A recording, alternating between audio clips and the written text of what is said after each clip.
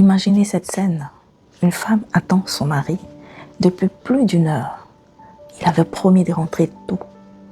Toute la soirée, elle regarde son téléphone. Aucun message, aucun appel. Et quand la porte s'ouvre enfin, avant même qu'il ait le temps de retirer ses chaussures, elle lui dit d'une voix tendue: « Tu aurais quand même pu le prévenir. » Il répond: « Presque aussitôt, j'étais occupé. » Tu exagères comme toujours.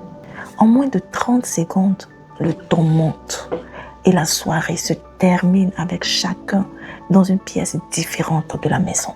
Le silence entre eux, aussi épais que du béton. Le lendemain matin, quand ils racontent ces disputes à leurs proches, tout le monde leur donne exactement le même conseil. Vous devez mieux communiquer. Ce conseil est devenu le remède universel de notre époque. On le donne aux couples, aux parents, aux amis, aux collègues.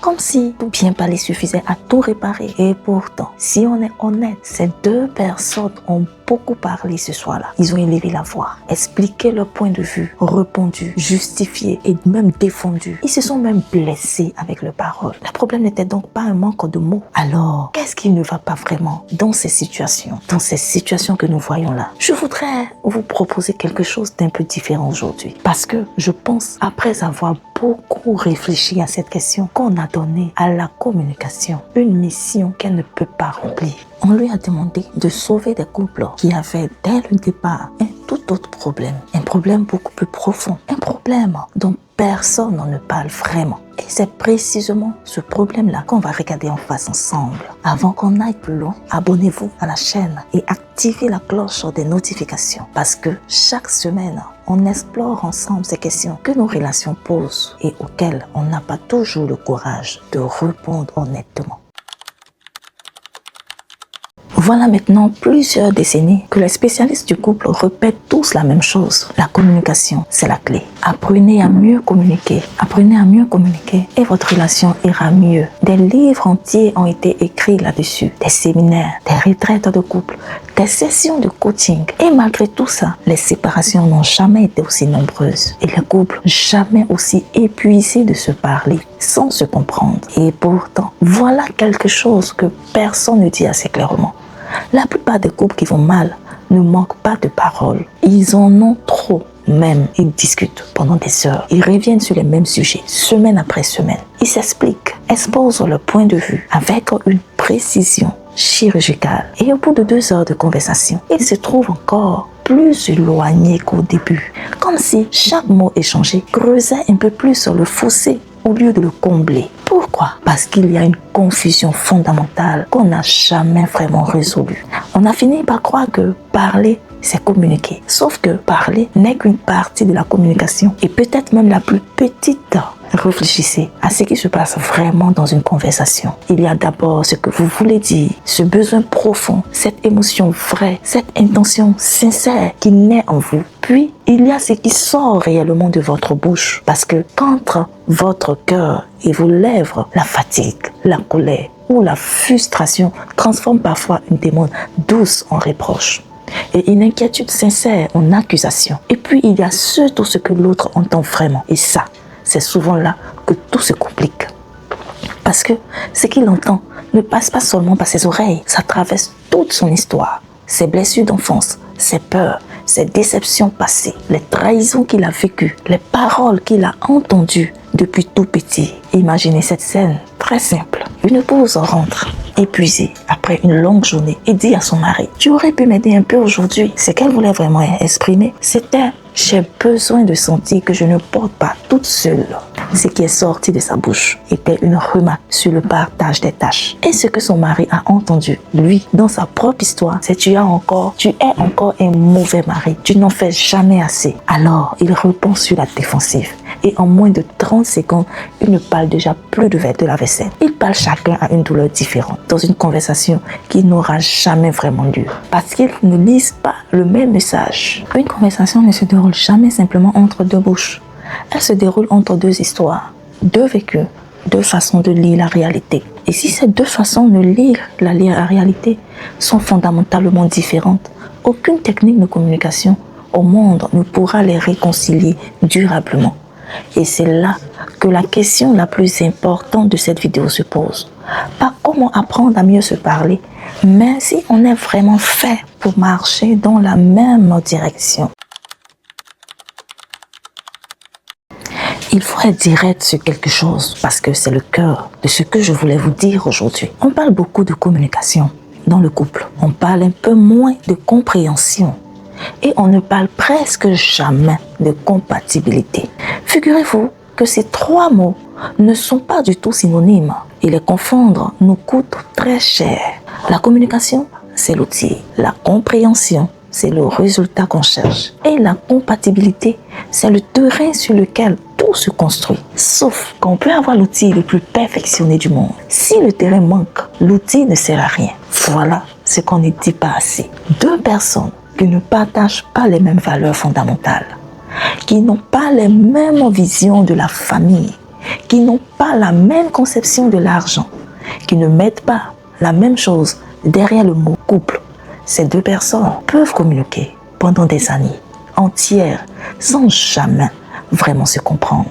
Non, pas parce qu'elles manquent d'efforts, non, pas parce qu'elles ne s'aiment pas, mais parce qu'elles ne lisent pas la vie de la même manière. Pensez à un couple comme ça, et vous en connaissez au moins un dans votre entourage. Lui, il pense que l'argent doit aller à la belle famille quand il y a un deuil ou une fête, parce que c'est ce qu'on lui a appris, parce que c'est sa culture, parce que c'est comme ça qu'il comprend la loyauté. Elle pense que l'argent du ménage appartient d'abord au foyer, parce que c'est ce qu'elle a vu chez ses parents, parce que c'est comme ça qu'elle a construit la sécurité pour ses enfants. Ces deux personnes peuvent s'asseoir autour d'une table et communiquer toute la nuit. Elles arriveront toujours au même mur. Non pas parce que leurs mots sont mal choisis, mais parce que leurs fondations sont différentes. Et c'est là que le danger est subtil dans les milieux chrétiens.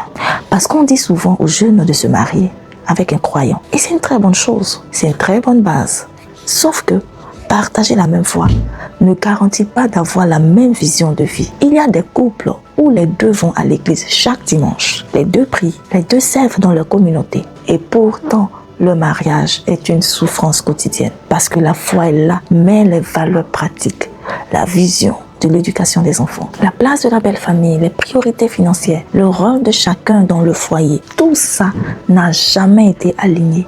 Et on a cru que la prière suffisait à combler ces différences-là. Figurez-vous que le mariage dans la pensée chrétienne authentique n'a jamais été présenté comme une aventure romantique. Quand on repart avec de bonnes techniques, c'est une décision qu'on prend avec toute sa lucidité avant d'être aveuglé par les émotions. Et la vérité que personne n'ose vraiment dire dans les prédications sur le couple, c'est que la compatibilité n'est pas un luxe, c'est une condition de survie.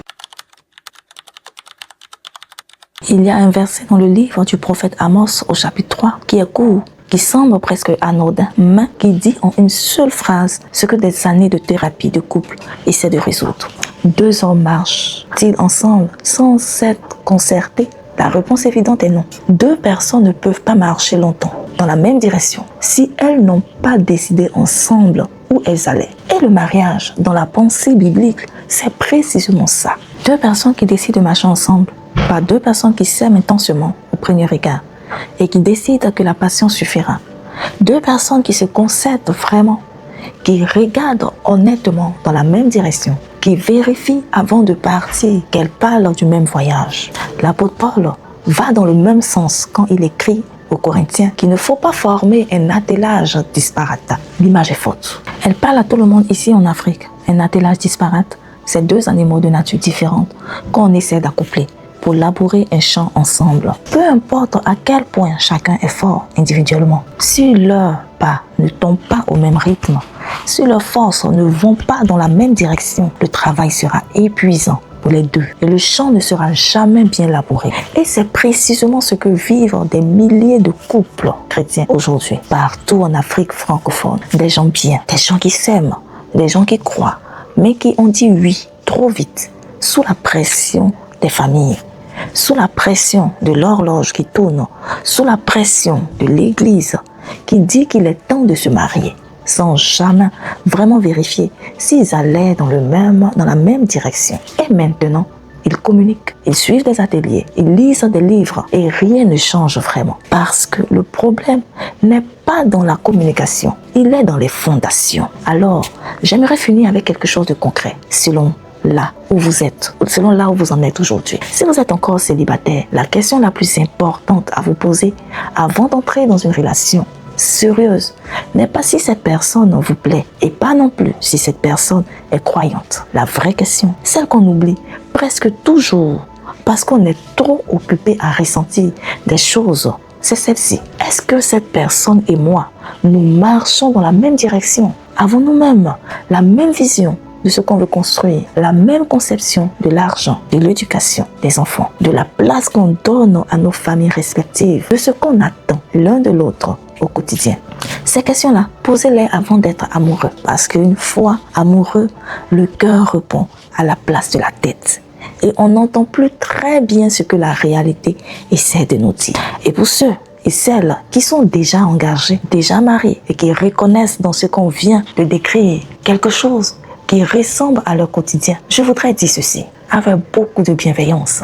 Partir n'est pas la réponse, mais continuer à faire la même chose en espérant un résultat différent n'en est pas une non plus. Ce qu'il faut faire, c'est quelque chose de beaucoup plus courageux que de communiquer davantage. C'est regarder honnêtement, ensemble, là où vous n'avez jamais vraiment regardé. Ça commence par accepter de nommer les vraies frictions, pas celles de surface, pas les disputes sur la vaisselle ou les retards, mais les désaccords profonds sur l'argent, sur la belle famille, sur l'éducation des enfants, sur ce que chacun considère comme une priorité absolue dans le foyer. Ce sont ces conversations-là qui font peur. Ce sont aussi celles qui libèrent. Figurez-vous que certains couples qui traversent ça découvrent qu'ils n'ont jamais vraiment comparé leurs priorités. Parce qu'ils ont toujours supposé que l'autre pensait comme eux. Et quand ils prennent enfin le temps de le faire, ils réalisent là que où l'un voit une évidence, l'autre voit quelque chose totalement différent. Ce n'est pas une raison. C'est le point de départ d'une vraie conversation. Parce qu'un couple qui sait nommer honnêtement ses différences peut décider ensemble de construire ses propres règles. Celles qui n'appartiennent ni à la famille de monsieur, ni à la famille de madame, mais au foyer qu'ils ont décidé de bâtir ensemble. Et quand le fossé est trop profond, quand l'histoire des blessures accumulées s'invite à chaque conversation et empêche d'avancer, cherchez un accompagnateur, un conseiller conjugal, un pasteur formé à la relation d'aide, quelqu'un de neutre qui peut tenir le cadre pendant que vous parlez de ce que vous n'arrivez plus à vous dire sans vous blesser.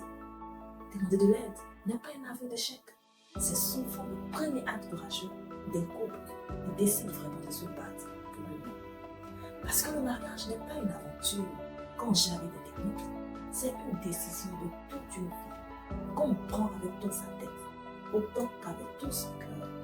Et la plus belle chose qu'on puisse faire pour la personne qu'on aime, c'est de s'assurer qu'on nous propose vraiment un compagnon de route, pas juste un partenaire de dispute. Si ce qu'on vient de partager ensemble vous a touché, faites-moi une petite faveur. Allez voir les autres vidéos qu'on a publiées sur cette chaîne, parce que beaucoup d'entre elles décortiquent ces questions sur le couple, l'amour, la famille, qu'on n'ose pas toujours poser à voix haute. Et si vous pensez à quelqu'un qui aurait besoin d'entendre ça, partagez cette vidéo avec lui ou avec elle, parce que parfois le meilleur cadeau qu'on puisse faire à quelqu'un qu'on aime, c'est de lui ouvrir les yeux au bon